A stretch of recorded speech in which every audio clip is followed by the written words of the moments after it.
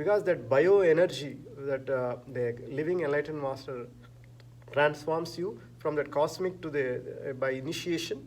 That is very, very important. You have to surrender to that. It is very easy to follow the books. I read all complete works of Ramakrishna.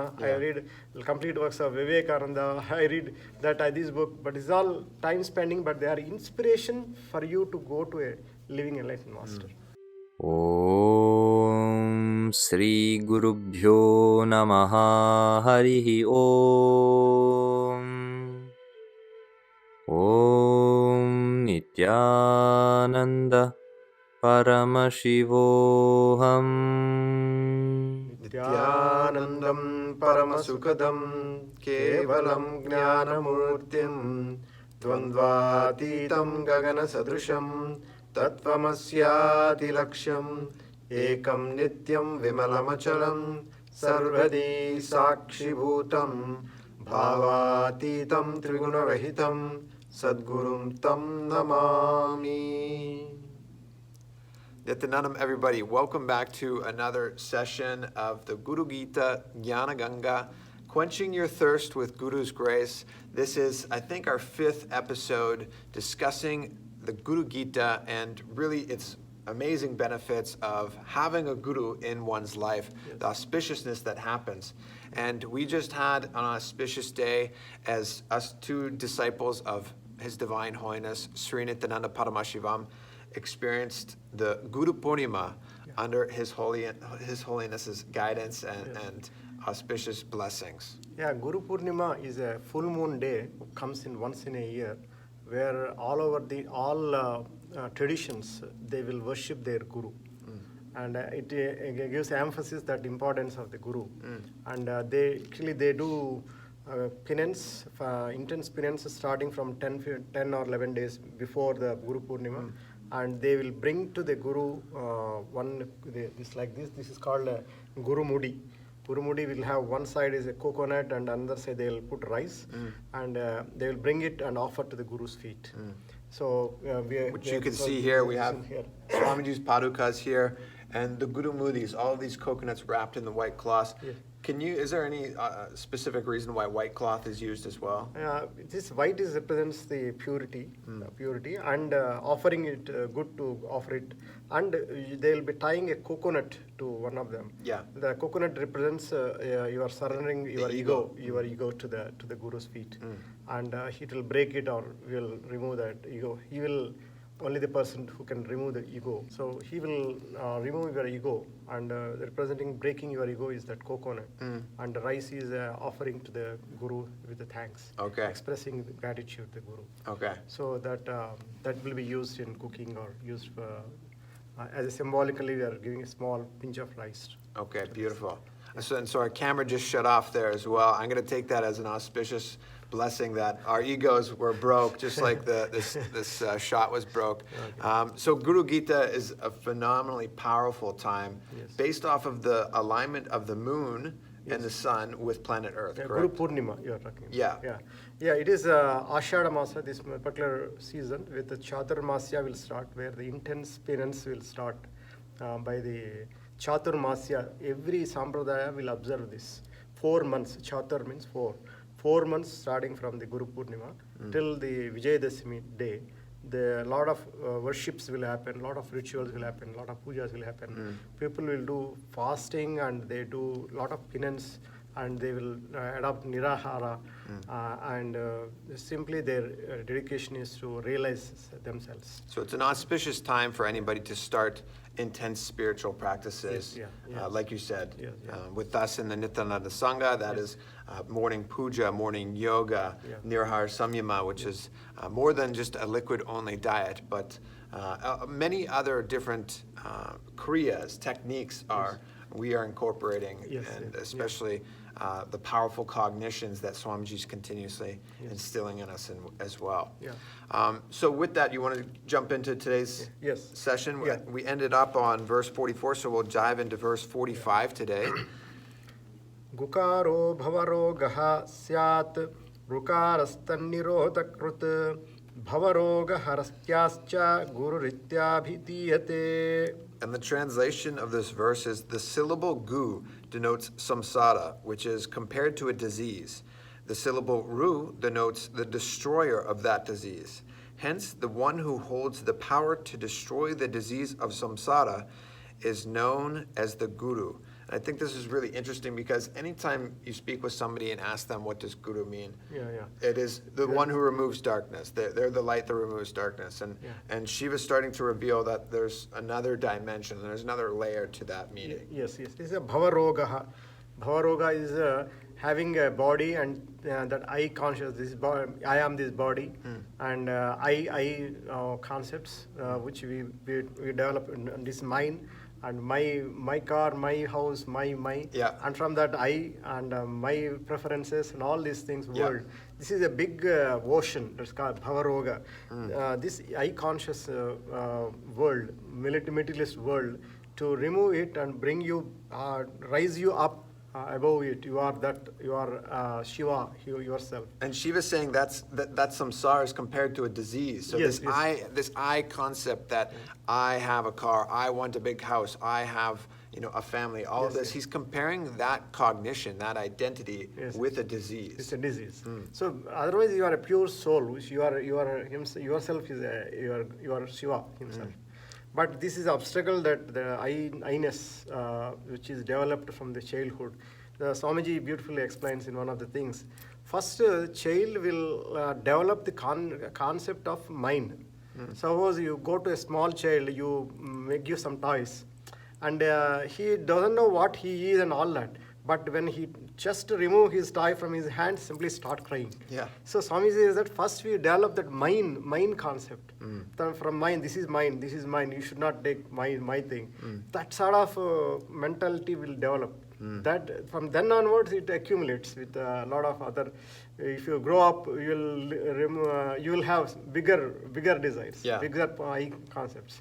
So that is the obstacle for you to attain the higher consciousness or to moksha, liberation. So that with removing that and this, if you compares another thing, the disease, you are getting diseased with that thing, and come as a purify yourself from that disease is the only way is sticking to Guru. Yeah, and I think one of the main reasons, or one of the main ways Swamiji is destroying all these diseases is simply just cutting through all of it and making us declare that you are Paramashiva. He's not, he says he's not a self-help guru, a self-development guru where you develop your personality or identity. It's you are Paramashiva, manifest that state, space, being, powers, and super consciousness. Establish yourself in Paramashivatva. That's how you destroy this disease of samsara. Yes. And another very good practice that Balasans and Ashramites will practice, or Swami says that whenever you talk, use not to use the word I. So they call yourself, suppose your name is Charana, so you in first person, second person, third person, you won't use I or bad, those words. It is a practice. Like I like this, but you won't say it is bad, I won't like that. But that way you practice that awareness which you bring to your thing, that you means I concept is not there. Just one personality like Dhruda is there. Like what personality is talking. And so Dhruda wants this. Everybody is wondering. Say, oh, you are Dhruda. You can say, why don't you say I?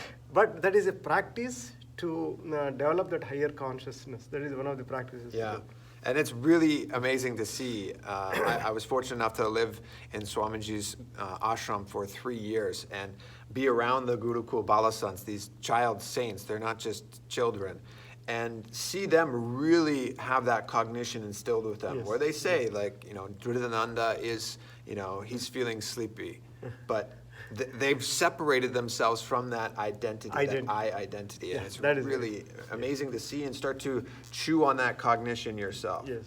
So that is one of the techniques that Guru presented to these followers. So that way they will slowly realize that that mine and I, they will slowly come out of this thing, and then everything is divine. That is, And we'll go to the next one. Sure. Gukarascha gunatito rupatito rukarakaha gunarupa vihinattvant Guru Rityabhidiyate. The syllable gu denotes the state which is beyond any attributes. The syllable ru denotes the state which is beyond any form. Hence, the one who is beyond the attributes and forms is referred to as the Guru.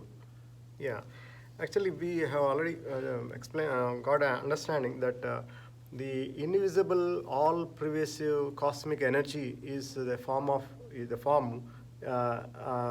moving as a guru on the planet Earth. So that formless form, it is very difficult to contemplate on that one. That way, we will have to see. Unless as long as you identify yourself as a form, you should have a form to reach to the higher consciousness, to reach and drop the form. So, but this is a rupa-tita, that's why the Guru's status is a form above the form. He will take you from the to the above the form, but you have to hold his form till you are mature to reach to that state, to the worship formless. Many people will say, "Hey, God is everywhere. Why should we go to temple only? And why should we worship to the deity?" Yeah. Because we are bringing that energy which is all pervasive, like especially Vishnu Rupa we worship. Vishnu Rupa means we have a Venkateswara our form, and we'll start worshipping, connecting to the formless through form. That way was made easy.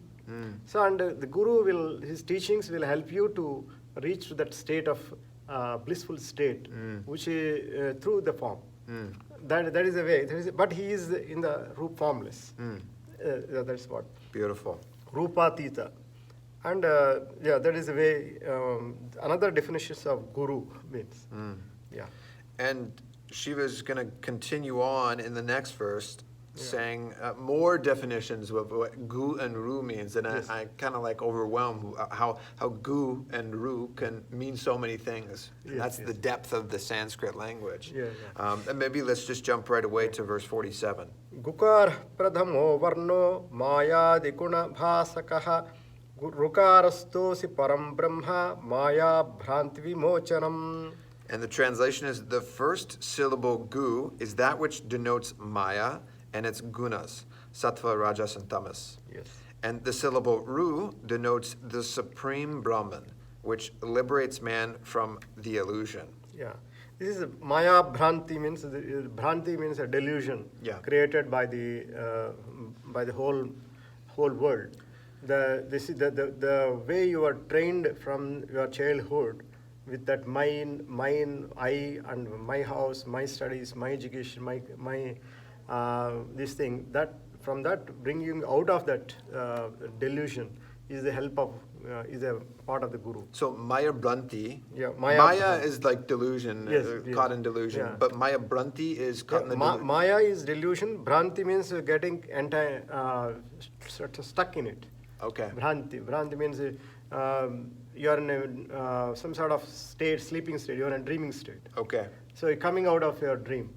Dream means you will realize the moment you wake up that, oh, it's all dream. Yeah, and it really feels like that the first, 27 or 26 years of my life where I was not on the spiritual path. Like, looking at it now from this perspective, I really do feel like I was caught in this delusion and I had to wake up. Yes, you wake up. And that's what Guru did. And that's what the Shiva thing is, just like how you wake up from your dream and realize that it's all dream, the life is also a biggest dream. Yeah. The biggest dream. We think as long as we have this body, your wife will respect you, your son, you have your children, all these things. One moment you wake up, come out of this life, you will know it's all my delusion. That is what the comparison is.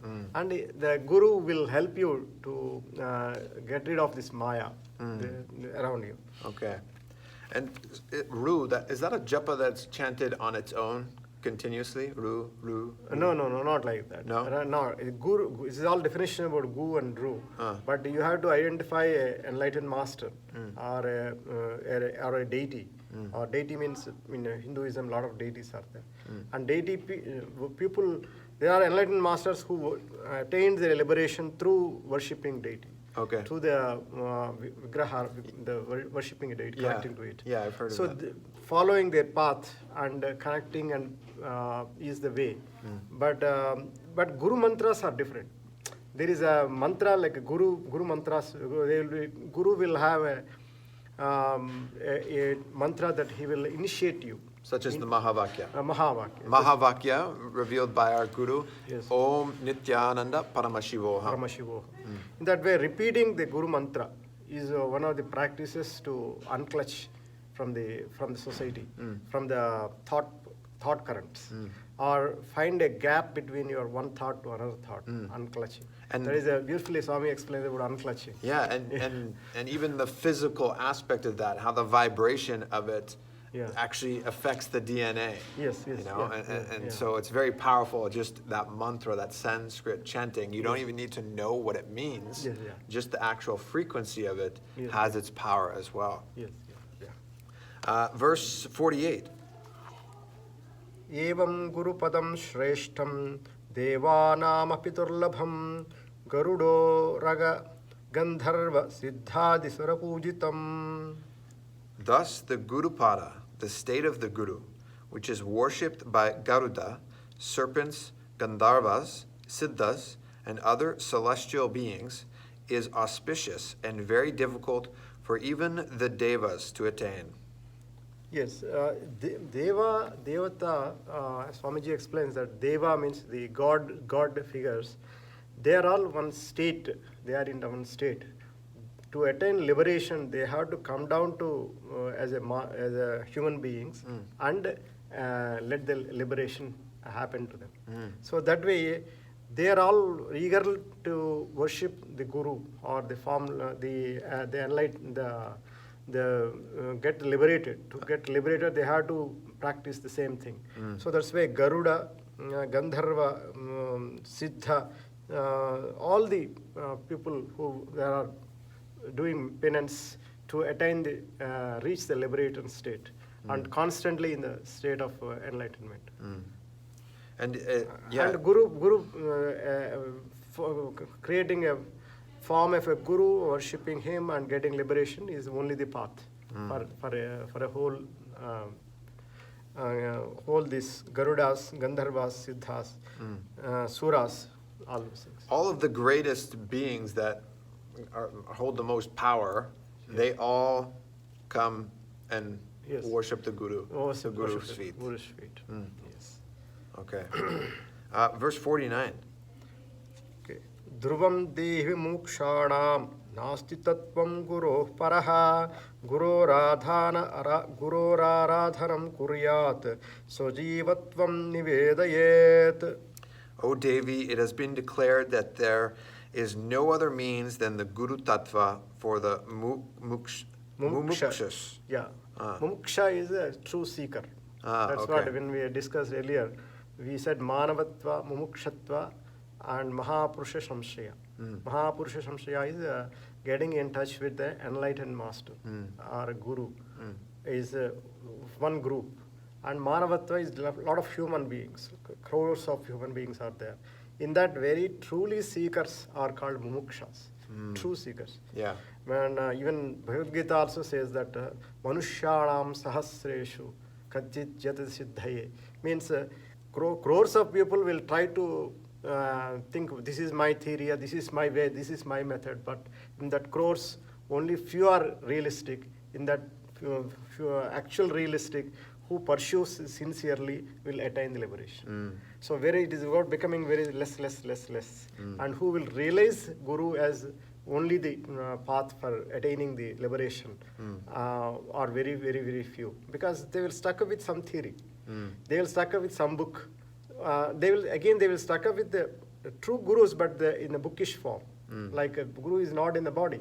But they will try to read the book and chew that thing only and experience that is true and denying everything. But the Swamiji beautifully explains that the books you read, you must read the books only written by enlightened masters. And they are the inspirations for you to reach a master who is living and walking, talking to you. Because that bioenergy that the living enlightened master transforms you from that cosmic to the by initiation, that is very, very important. You have to surrender to that. It is very easy to follow the books. I read all complete works of Ramakrishna. I read complete works of Vivekananda. I read this book, but it's all time spending, but they are inspiration for you to go to a living enlightened master. So that's what the Swamiji says. And therefore, one should worship his guru by dedicating his life completely. Yes. That is by surrendering his body, mind, and soul to him, to the guru. So for us, Swamiji has given yogasanas, and kriya methods, and nirahara samyamas, and guru mantra. What he has showered everything to us, right? Some method or other, it will put you into some penance to attain the liberation. And I've heard many stories of disciples get enlightenment, get liberation in very unique ways. Like one disciple, his guru cut his hand off because he would mimic his guru, and the guru cut his hand off and it didn't faze the disciple. Another disciple, the guru said, jump off the cliff, and he just jumped. He didn't even think. Yeah, there are a lot of stories. If you read the books of Zen Buddhism, lot of stories are there. Where with a second he will get liberated. See, Guru is very harsh and very he is not always choosy, juicy, and always kind, always talking that way, this way. He will put you into such a state, but he will hit you, but he will see to it that he will not run away. Or he will see to it that he will not get misunderstood, misguided and all that. But his only aim is to, even he is harsh with you, his only aim is to bend you towards enlightenment. And that's what Swamiji says, the reason why his ferociousness is his compassion as well. Like, you can be very ferocious with somebody out of the space of love because you want them to break a pattern. And that's exactly what Guru is there for. But if you compare it with the son and father relation, suppose a father, your son is misbehaving or doing something like that, you should be full extent, you have to hit him or do some sort of thing. It is all again out of love you are acting, but you have to act such a way that your son will believe that my father has become so angry with me, and he has to change his way. That way. It is not threatening him, but it is to change you and correct you.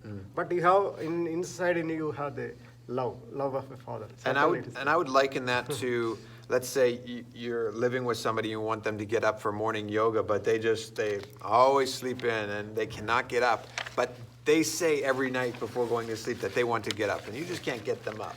A ferociousness that Swamiji would even say is like, throw some water on them, get them up. It's out of the space of love and compassion for that being that you're trying to get them up. But what I really want to emphasize is that surrendering of your body, mind, and soul. Like, no matter what the cognition is, hopefully not all disciples have their hands chopped off, but even then the Guru said, what's worse, having one hand or being caught in delusion your whole life? And so, but that surrender of body, mind, and soul to that depth, that is what a true seeker is, and that's the mumukshus. Mumukshus, true seekers.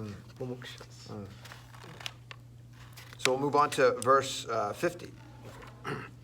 Asanam shayanam vastram vahanam bhushanadikam sadhakena pradhatavyam guru santoshakaranam. A seeker with great devotion should offer seat, resting arrangements, clothes, vahana, ornaments, and other things which would be useful to the Guru, which would make him happy. And this is Guru Puja. Yes, exactly, same thing. Actually, in Guru Puja, you do Shodasha Upajarams, even for all deities. That is a Sampradaya. Shodasha means 16. 16 ways of offering things, like visualizing, we have mantras saying that visualizing all pervasive form. For my upaveshartham, for my convenience, I am bringing in here into the form. And I am worshiping you. Please come. And we show the mudras saying, please, avahito bhava, like that. And we connect daily with him. And we give all offerings to him. And this is a daily offering. Like every morning, Yes. Guru Puja is it is one of a part of our spiritual routine. Yes, yes.